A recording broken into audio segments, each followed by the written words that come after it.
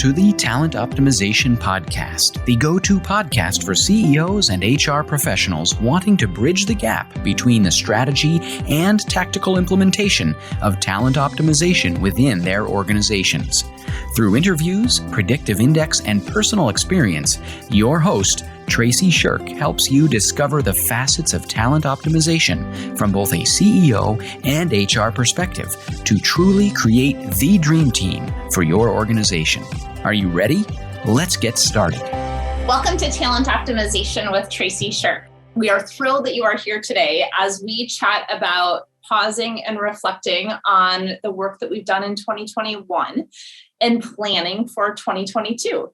So with me today, I have Damon Clark, and Damon is a talent optimizer with his company called Talent Optimizers. Very original, right? So Damon, welcome to the show. Hey, thank you for having me. It's very exciting. Absolutely. So I am super curious. What has been fulfilling to you in your work in 2021? Well, as you gave me so much time to think about this. So in 2021, I've been working with the Predictive Index or in the Predictive Index for the last 2 years. And I've just recently moved out of the Predictive Index and set up my own consultancy. I'm still consulting back with the Predictive Index, but the last year, I've had the amazing opportunity to work with wonderful partners such as yourself. And this is no exaggeration. I've woke up every morning excited to get to my desk to work. I mean, I truly did a job I absolutely adored. And Predictive Index, one of their main slogans is better world, better work. And they really worked with me to give me the freedom I needed to. I'm a maverick, the reference profile, what I believe you've spoken about in some of your other podcasts. And if you're curious about what your profile is, we will have a link in the show notes so that you can go ahead and take that and figure out, what are you?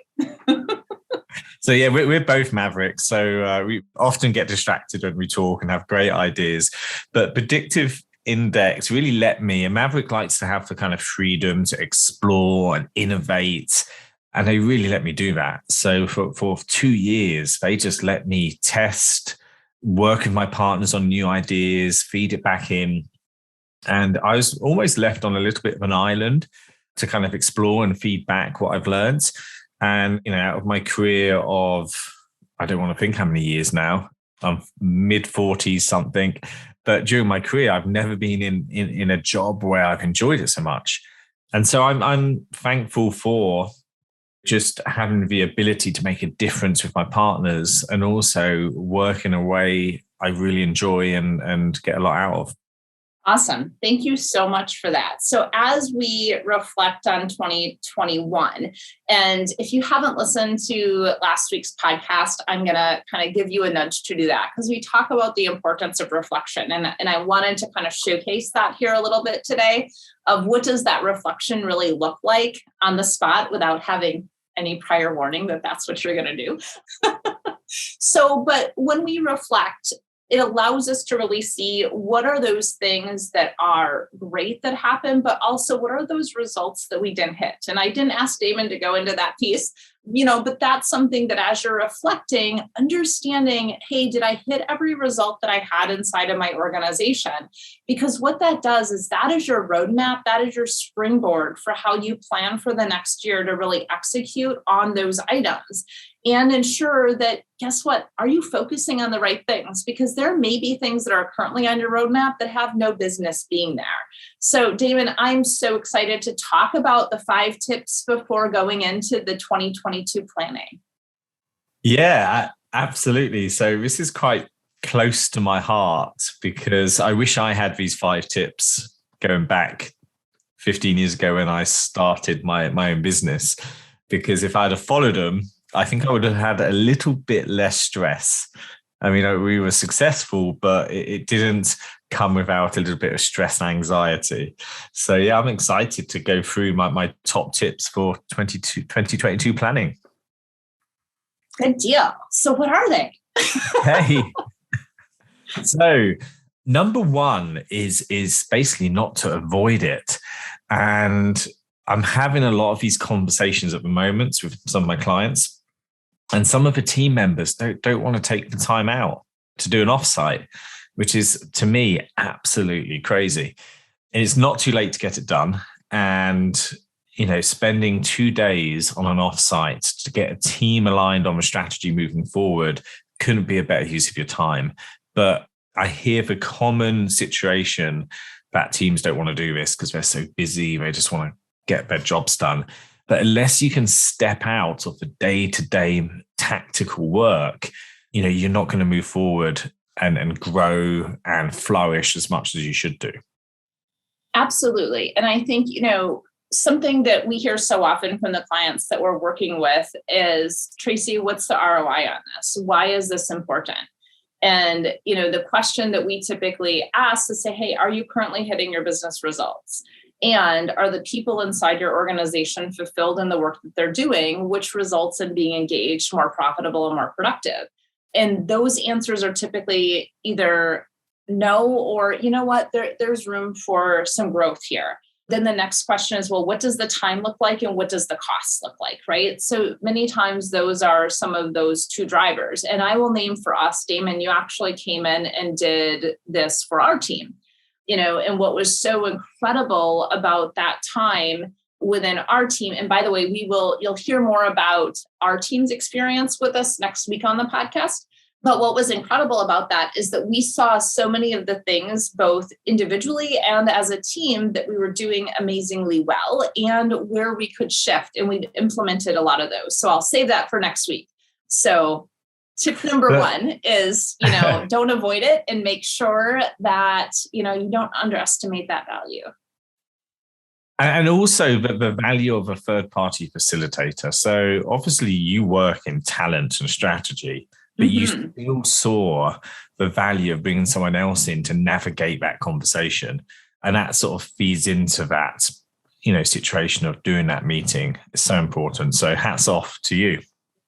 Absolutely. And I think that that's something so important for a facilitator or, that executive coach or that business coach is, guess what? We can't see our own crap because we don't want to, right? And it's really hard to see it ourselves. Whereas when you have that third party that doesn't have those emotional ties and investment, they can see things much more clearly and be able to mirror those things back in a way that goes, oh my gosh, here's a ton of ahas that it's right under my nose, but I can't see it. A mentor of mine, Dan Corser, would always say, guess what?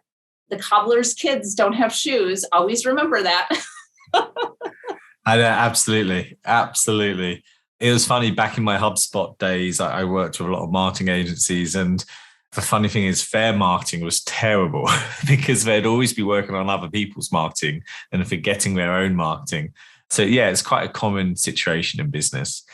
But that's a good segue. Actually, that's kind of third-party facilitation to my next tip, which is try and collaborate to avoid silent disagreement. And a third-party facilitator can help you do that. And the reason why this is important is particularly business owners who are quite strong-minded, quite dominant.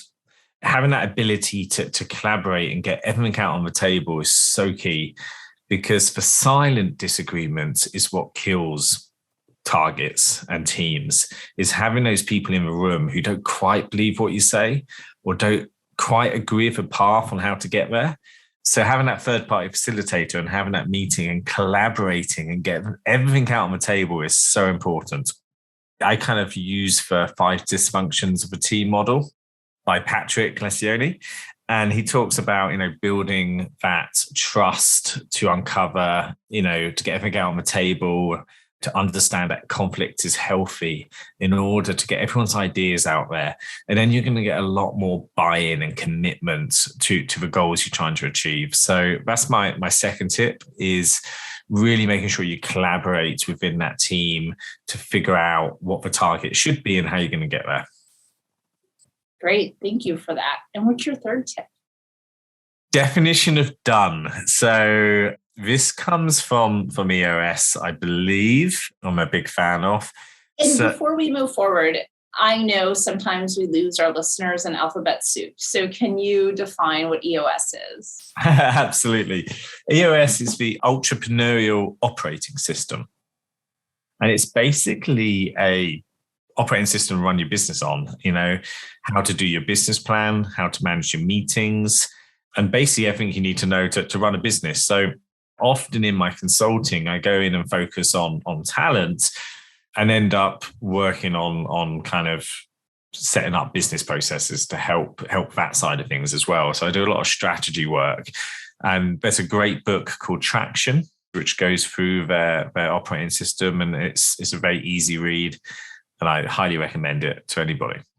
But in there, when we're working out targets, 2022 targets, they talk a lot about definition of done.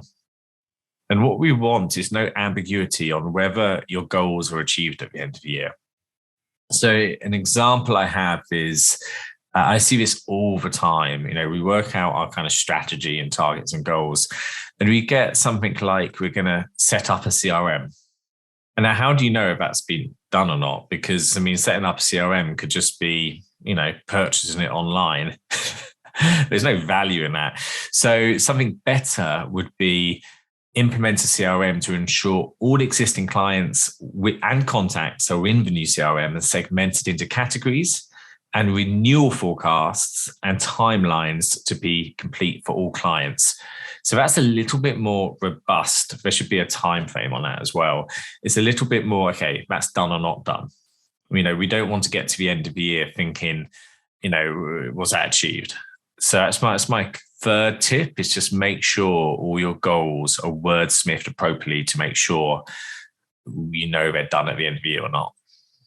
Absolutely. And I think we've all heard of the SMART goals. Are they specific, measurable, actionable, realistic, time-based? I always add a why onto the end of it, which is, why are we doing it, right?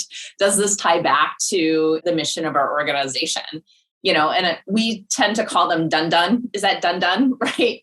Because there's the definition of done, meaning, that's done, but done is essentially, okay, but what about all the rabbit holes that you went down to actually get those business results, right? And when we look at those goals, one of the things that I love to look at, and I love that you have this definition of done, is, are we talking about done as an outcome or done as an output? And if you've listened to my podcast, you've heard me talk about this a ton. And I think, Damon, you and I have had several conversations about the distinction between an output and an outcome, right? That output is, okay, we purchased the thing. Great, that's done. But the outcome is it actually getting us to, that example that you provided with the 3 leads and the 3 vertical focus nurturing emails set up to auto-publish? And that outcome then, so that's an output. That outcome is going to be, do we have new clients coming into the system without us manually touching it? And an outcome's 3 new clients by XYZ date, right? Yeah, absolutely. And that's part of what ES goes through with their ROC system and being really sure this is the goal, this is how we're going to achieve it. Yeah. Which I love, which is a day's work or 2 days work. Right, then, for sure. Yeah. And then that also helps with is focus. So I find, sometimes, when people are saying, hey, we haven't got time for this meeting, going through this process is going to help teams really understand what they should be doing and how it's going to feed into the overarching goals. And that's going to cascade down throughout the organization. So it also helps with focus, which is an important thing. Absolutely. Okay. So we've gone through 3 or 5 tips so far. So the first one that we went through was, don't avoid those kind of on-sites or underestimate the value of that planning. Collaboration is a key piece of this planning because it allows you to avoid that silent disagreement. And then the third piece that we've talked about so far is define what done actually is before you start so that you can celebrate those results. What's the fourth? So the fourth one is reviewing. It feeds into the definition of done or feeds from definition of done. And that's putting in a process to review. So I would be booking my quarterly meetings for next year now, and then working out what your cadence is as a team to review those goals. Again, this is an EOS kind of format, but once we've picked our company goals and our individual goals, is setting up a process just to see whether they're off track or on track.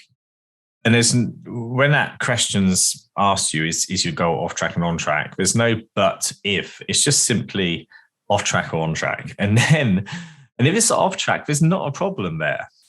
Then we can move that into a situation where we can identify why it is off track and try and solve the challenge of getting it back on track. So, making sure that team understands that they shouldn't be ashamed of something being off track. It provides the opportunity to work as a team to get it back on track. So that's my fourth tip, is reviewing progress with a kind of off track, on track system. I love that. And what's so interesting about this, and you said this, it's either on track or off track. Our brain has this really fun way. I'm using fun in quotes here. Our brain has this really fun way of making things so much more complicated than they really need to be, right? And when our brain creates more complication or confusion to things, it stops us from actually getting those things done. So keep this stuff simple. It's not complicated. It doesn't have to be complicated. And I think as you start looking at this and going, oh my gosh, I'm creating all these other things here, pull yourself back to say yes or no. On track or off track. That's it. I love it. And then you can, we call IDS, so identify, discuss, solve. So then it gives you that ability to identify why it's off track, discuss it, and then get it back on track. Right. Absolutely. That's a key part of that reflection, right? If we don't do the reflection, we don't know if we're off track or on track, and that's that power of reflecting without the blame or the shame or all the things that go along with it, and just saying, I'm curious, is this or isn't this? And then we're going to figure it out so we can make it happen. Yeah. And it's something so simple, so simple and so powerful. So do you want to hear my last one? I do. So my last one is team alignment through strategy. And this is a big one, obviously, from what we do as talent consultants, but this rarely happens. And it's probably the biggest reason why targets are missed, is that very rarely do teams, after setting that strategy, really think about is whether the team's aligned to execute upon that strategy, and if they're not, what can they do to solve that? So it's putting in place a system to understand or discuss how that team's aligned strategy, which is so key. Mm-hmm. Absolutely. Awesome. And so the workshop that we did with you, Damon, was the high performance workshop. And that's also a workshop that we lead here as well. And it's really aligning that, because guess what? You've got the job to be done, and then you have the person doing the job, right? So you want it, those are two sides of the same coin.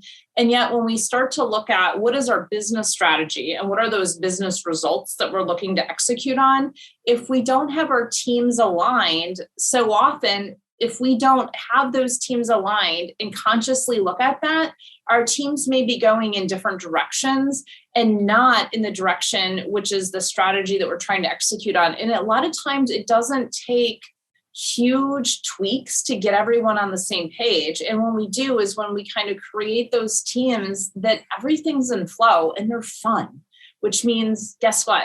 You're fulfilled in your work. I suppose it's like, I'm thinking of an analogy, but I sometimes like saying it's putting a team of left-handed individuals and trying to make them right to their right hand. Or it's like a soccer team and playing all your strikers and forwards back in defense and your defenders and goalie up front. So, and nowadays we can very easily use data to understand if that team is aligned strategy. So that's the amazing thing we can do now, is we can assess teams' behavior as a team, and also we can map it to strategy, and we can look at those blind spots and then put a plan in place to ensure those blind spots don't happen. Yeah, absolutely. So I'm super curious, Damon, what is one takeaway that you have for our CEOs listening in today? Oh, okay. You put me on the spot a lot today.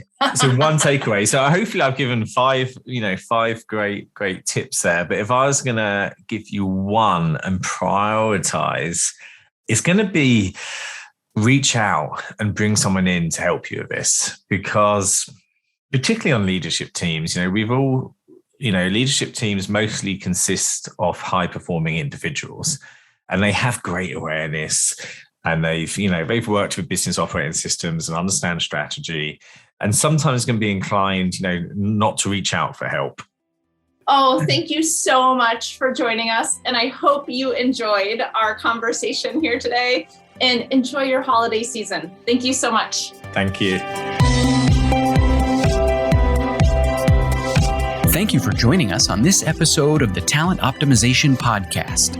You'll find more tools and resources for CEOs and HR professionals looking to bridge the strategies versus implementation gap of talent optimization at elevatedtalentconsulting.com. We've also created a free, valuable resource for you to begin bridging the gap called the Talent Optimization Foundation Membership Program.